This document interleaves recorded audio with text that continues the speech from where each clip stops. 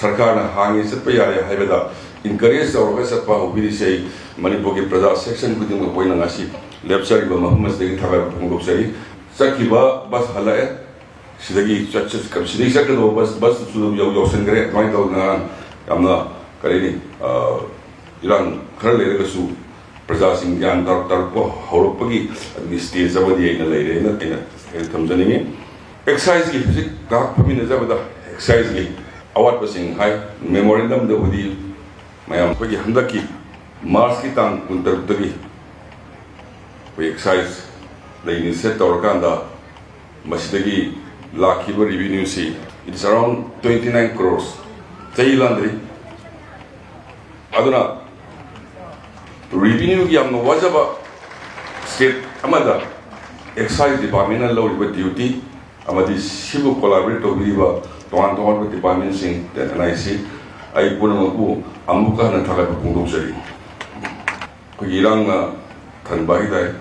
सी मरकसिदा government officials in security forces in both state and central forces यामना फजना coordination तौरकांदा इरांगसी लाक्सलपगी आई नुगाइबदसु से फोंदोकपा यावजरी लोइना बस थाबा हौबसी ngasiga marini suramaale haidi manipur gi economy soingai sida flight bara sisu kamai to in kangdis iba yaw city ibne honorable governor su ibi ko su isalaga suwari sane adum hendale flight ki ticket si katna bas mamoi gi portrait changa thibai helige mamanji wakat mai to so ngasi no minister lising amaka samga gi me roi handal rawani aduna aikoi gi not only the lifeline economy like kanoki line of suni we national habit to sida we lamdam sigi sinau sinna hara nuai taba amadi aki kan kya linar magasu masi sarkar na hangi satpa yare haibada encourage tauroga satpa hobiri se manipur ki praja section kuding hoina ngasi lepchar ba mohammed dagi thaga fongsari sakiba bas halae sidagi chach kamsini sakno bas sudu yausen gare twine tawna yamna kareni Iran खर लेरगसु प्रजा सिंह ज्ञान तरको हौरपगी अदि stage अबदि आइना लेरे न तेना थमजनिङे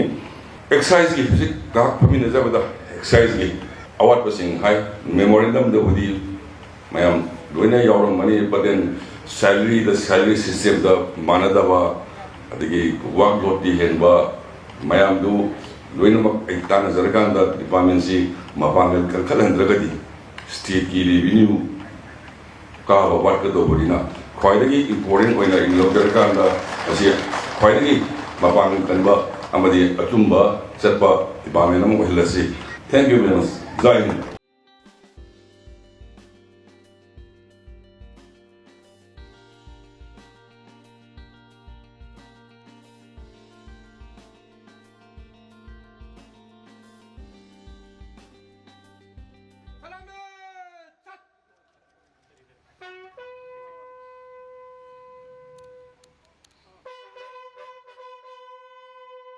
Case untuk kita lupa pakai Islam.